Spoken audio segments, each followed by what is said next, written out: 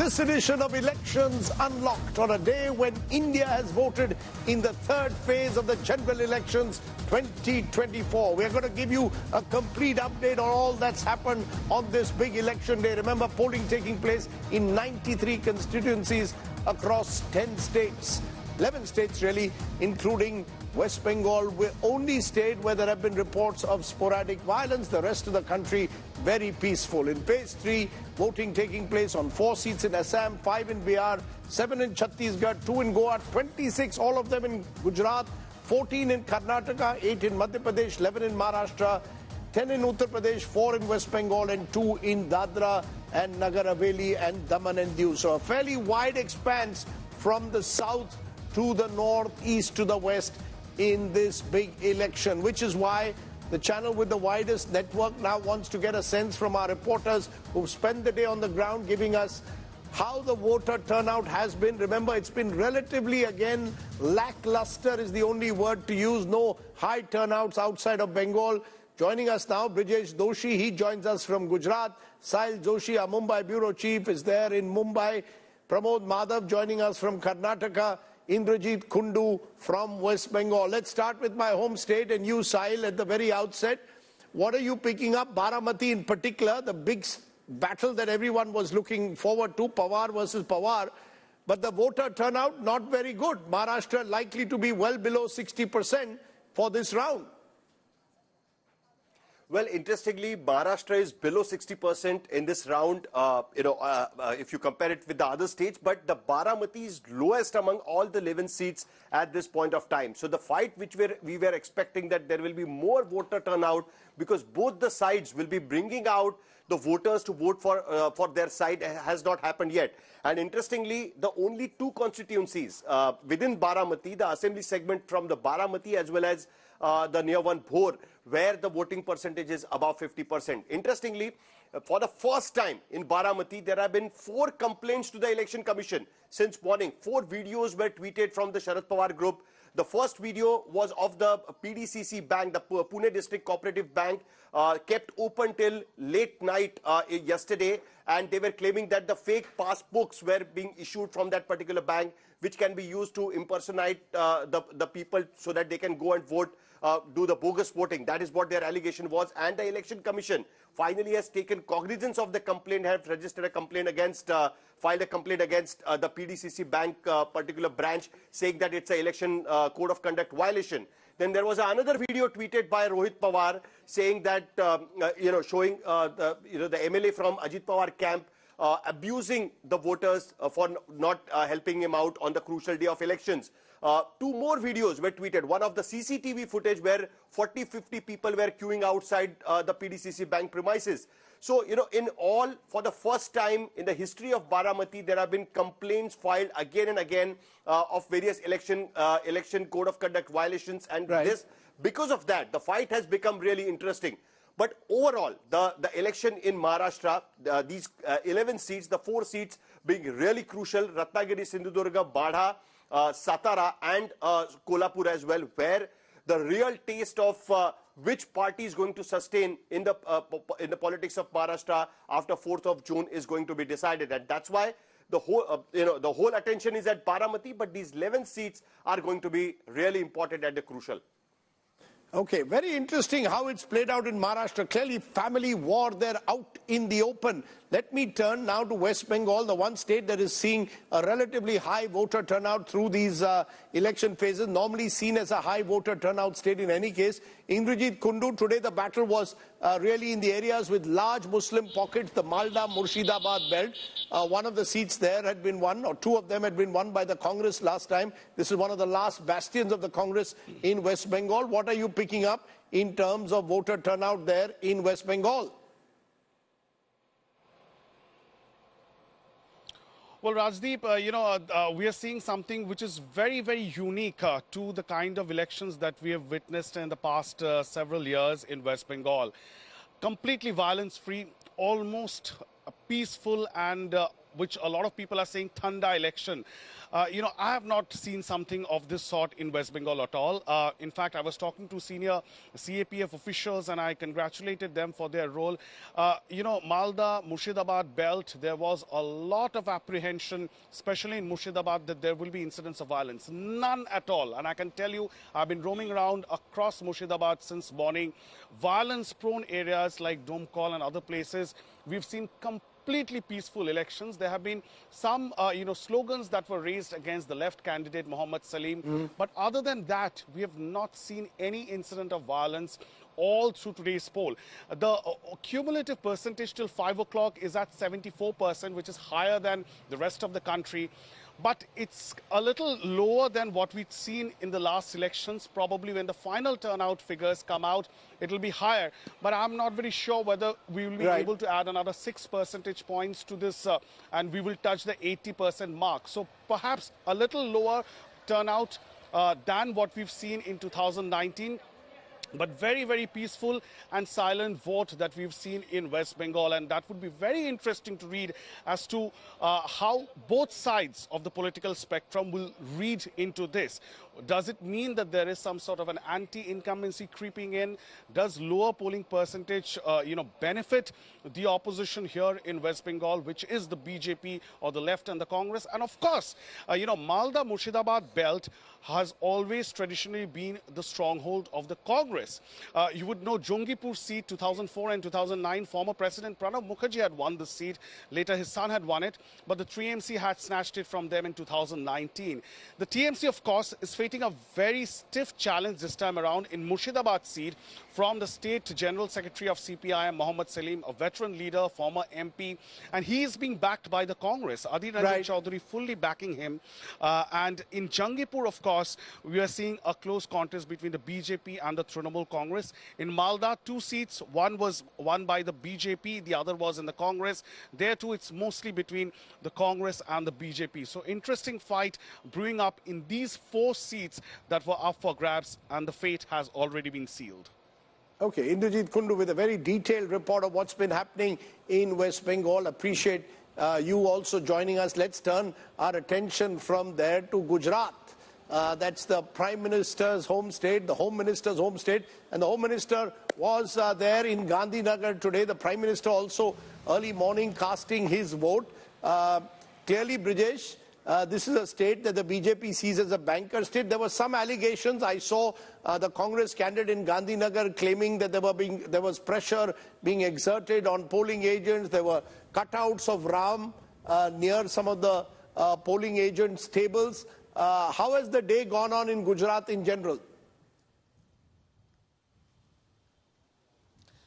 In general, if we talk about Rajdeep, it has been a very peaceful day for as far as Gujarat is concerned. As you have seen so many elections of Gujarat, it is a tendency that most of the elections have been all have the peaceful days. But as far as Gujarat is concerned, it's a stronghold of BJP. No one can deny that.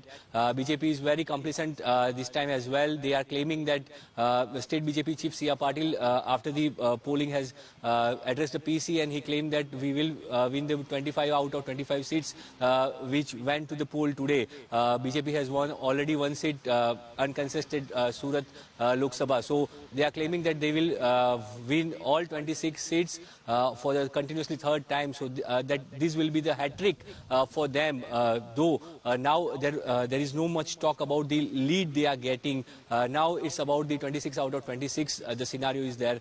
As PM and Home Minister has voted today, they are just the vote percentage is very low today as well in compared to 2019. In 2019 it was 64%, but right now as per the Election Commission it is 56.76. So though this figure will increase by the night itself, still it's a low turnout in Gujarat. But BJP is very complacent about their victory on all 26 seats, where Congress is claiming that they were in the fight in the 6 to 7 seats, and they are hoping to open the account this time after the debacle in 2014 and 2019. Let's go then from Gujarat to Karnataka. Pramod Madhav joins me, and Karnataka, remember, is important because this is one of the seats where the opposition needs to make some gains if they are to checkmate the BJP in any way. Otherwise, The BJP believes that they have North and Central India very much in their grasp. It's the South which has always been a bridge too far. Karnataka an exception. The BJP won 25 out of 28 here in 2019. But Pramod, today again, voter turnout not as impressive, clearly suggesting that there seems to be a lack of enthusiasm or just the heat.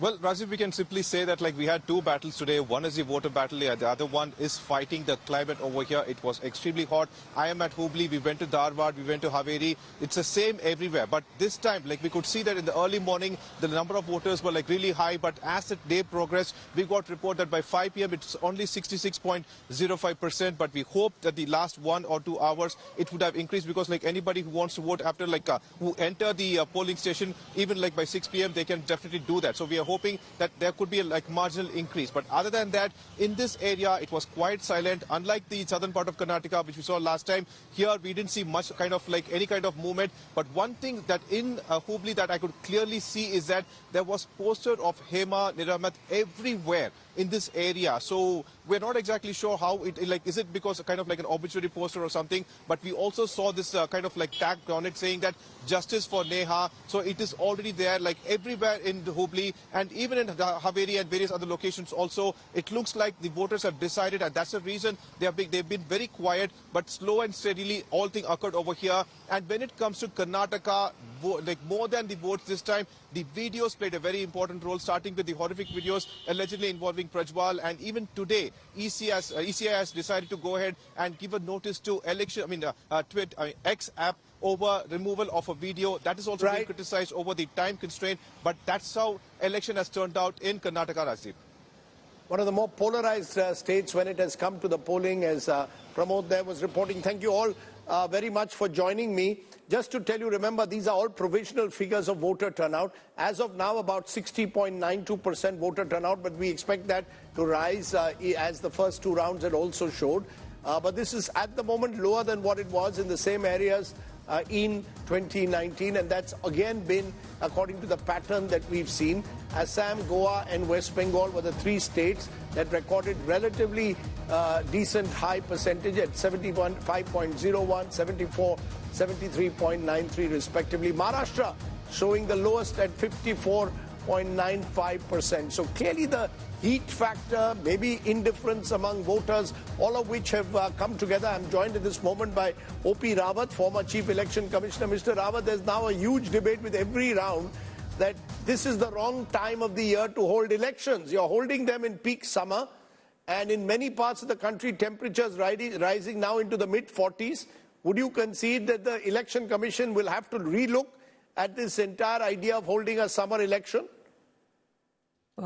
Certainly, I think your facts also tell us that since temperatures are so high everywhere in the country, if polling was held, say 2 months prior, things would have been different. But there are other factors as well. So we must not forget those factors. Those factors might be playing major role. What are those factors? Because the general belief is heat certainly is one factor. There seems to be voter fatigue, indifference.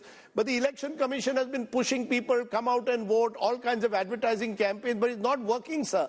Is that a worrying sign when you actually see a lower voter turnout? In general, we've seen elections in India, the voter turnout rising in recent times. This is the first election after a long time where we are seeing a decline in voter turnout across the country. Should that be a cause of worry? Certainly, it should be a cause of worry, but it should be studied thoroughly, and the blame should not stop at just heat. So many things are playing some role because Election Commission has provided for all kinds of preventive and curative measures to the voters to come to the polling station even with this kind of temperature, even when it is not succeeding. And therefore, I think the campaigning, the complacence generated by feeling of deja vu, and all those things have played a major role also, along with the heat. But would you agree that the time has come for the Election Commission maybe to sit around with political parties and see, we are already talking of course, one nation, one election, but that's for the future. For now, try at least to hold, if possible, the next general election somewhere when the climate is better? Certainly, that can be done because Election Commission is fully empowered to start the process 6 months in advance of the end of tenure. So if this Lok Sabha has first meeting in first week of July, they can start the process in first week of February. And I think March and April should be good enough to provide for polling and counting. But sir, then you have school exams, you have college exams. That's the reason why you seem to push it to April, May. What is the ideal time according to you, Mr. Rawat? That is always coordinated by Election Commission with different boards. So that won't be a problem. A window here can be given for some exams and a window after the elections can be given there. And that arrangement is always coordinated by Election Commission very effectively every election. Right. So you're saying February, March, possibly stretching into early April is possibly the best time in a way in India to hold a general election, not in peak summer at the moment. That's one of the factors, of course, for the declining turnout. Mr. Rawat, appreciate you joining me here on Elections Unlocked. Here with Elections Unlocked, today's ground report now comes from a constituency that's going to the polls in the next phase, which is, remember, next Monday on the 13th. We're turning our attention to UP's industrial capital, the city of Kanpur. Was, of course, once upon a time called the Manchester of the East for its textile production, but that's well in the past. This election, well, the urban constituency of Uttar Pradesh, what do the people here want? Take a look at our ground report from Kanpur by our correspondent Simer Chawla. Prime Minister Narendra Modi's Kanpur roadshow is considered Uttar Pradesh's most significant one so far. BJP has changed its candidate from the sitting MP, 76-year-old Satyadev Pachuri, to 56-year-old journalist turned politician Ramesh Awasthi. Born in Farrukhabad, nearly 150 kilometers from Kanpur, Ramesh Awasthi is being alleged as an outsider in this constituency. जो विपक्ष के नेता उनको पहले पूछना चाहिए कि राहुल गांधी क्या स्थानीय जहां से चुनाव लड़ रहे हैं, जो हमारी सोनिया जी हैं, गांधी जी को क्या रायबरेली के रहने वाले चुनाव लड़े, अमेठी में राहुल जी लड़े थे, क्या चुनाव उन बाहरी हैं, उनका कुछ वहाँ पे है, ये सब बोगस चीज़ें हैं। कानपुर बुंदेलखंड क्षेत्र कहा जाता है भाजपा के दृष्टि से, वहाँ पर बांदा लोकसभा है, उसमें मैं 2014 में भी दावेदारी कर रहा था, 2019 में भी भारतीय जनता पार्टी की तरफ से दावेदारी कर रहा था। तो कहने का मतलब भारतीय जनता पार्टी की राजनीति में मैं सीधी सीधी सक्रिय भूमिका निभा रहा था। कार्यकर्ता के नाते भारतीय जनता पार्टी ने मुझे टिकट दी, न कि कोई पत्रकारिता के नाते ticket the. India bloc was put in a spot as the Congress leader from Kanpur, Ajay Kapoor, decided to switch party loyalty right before the elections and join BJP. Ticket was given to Alok Mishra with an unsuccessful electoral track record. Mishra operates several DPS franchise schools in Kanpur. सहारा का लूटा हुआ पैसा जिसमें ये director था, ये मुझ पर आरोप लगा रहा है। मैं 2 चुनाव लड़ चुका हूं, मेरी पत्नी 1 चुनाव लड़ चुकी है, अभी तक बेदाग छवि है। ये व्यक्ति, मैं शिक्षा करता हूं, शिक्षा मेरा पेशा है, शिक्षा और दलाल में जो अंतर है वही मुझ में उनमें अंतर है। As the Lok Sabha elections have entered the 4th phase, we are here in Kanpur, just outside the iconic Lal Imli Mill, which reminds of the time when Kanpur was called the Manchester of East, and by paying the highest tax used to contribute majorly in the economic development of Uttar Pradesh. But gradually, Kanpur lost its status of industrial capital. Few blame it on the weak political leadership all this while, but with a change of candidate once again, Kanpur now awaits a strong political leadership that can revive its economy. Kanpur constituency covers almost 1/4 of the area of the city and is 100% urban. It has traditionally voted either for Congress or BJP since 1991. जो विकास होना चाहिए था शायद थोड़ा मैं सोच रहा हूँ कि उससे और ज़्यादा हो सकता था, लेकिन जो अभी नहीं हो पाया है, जैसे कि अगर हम बात करें तो थोड़ा सा मान लीजिए सड़कों के बारे में, तो थोड़ा सा भी रोड उस हिसाब के नहीं है जिस हिसाब से होना चाहिए था। गठबंधन का तो कोई मायने नहीं है भाई साहब। गठबंधन की सरकार जो होती है वो जोड़ जाट की सरकार होती है, वैसे ही उसके पाया मजबूत नहीं है तो वो क्या किसी के लिए क्या करेगी। बेरोजगारी आप देख ले, जॉब्स नहीं है, यहाँ पे मतलब आप देखेंगे कि इतने ज़्यादा कोई मतलब कंपनीज ऐसी नहीं है कि जैसे जो युवा है यहाँ के पढ़े लिखे वो जॉब्स के लिए काफ़ी स्ट्रगल कर रहे हैं। वैसे तो रमेश अवस्थी जी जो हैं बहुत ही व्यक्तिगत बढ़िया व्यक्ति हैं और ये कानपुर में जो है आम महोत्सव कराते रहते हैं, इसी थ्रू मैं उनको जानता हूँ। और जीत की बात जो रही तो वैसे भले ना जीत रहे हो लेकिन मोदी जी के वजह से ये समझ लीजिए इनकी जीत तय है। At one hand, where the India Alliance is fighting elections on the local issues, on the other hand, BJP in Kanpur is asking votes in the name of Prime Minister Narendra Modi. At one point, the elections seemed to be close, but after the recent roadshow of Prime Minister Narendra Modi, the tables might have turned in the favor of the BJP. Also, before starting his roadshow, PM Modi visited the Gurdwara and paid his tribute to the Guru Granth Sahib, which has sent out a loud message in the Sikh community, which has a large voter base here in Kanpur. No matter the result, one thing is very clear: Kanpur needs a leader, not an MP this time, which can raise the issues of Kanpur to the parliament, which can ultimately lead to the economic growth of the city. With video journalist Amit, this is Simar Chawla in Kanpur for India Today. Okay, it's time to wrap up this edition of Elections Unlocked, but as we leave, I want to leave you with images of a young man from Gujarat. He lost both his hands following an electric shock 20 years ago. And MBA now, Ankit Soni cast his vote using his toes. That's right, his toes. And this isn't the first time. He's not missed a single election ever since he was eligible as an 18-year-old. He's an inspiration. More power to him. May many more people like Ankit go out and cast their vote. Heat or no heat. I leave you with that image. And thank you for watching. Stay well, stay safe. Namaskar. Keep watching India Today.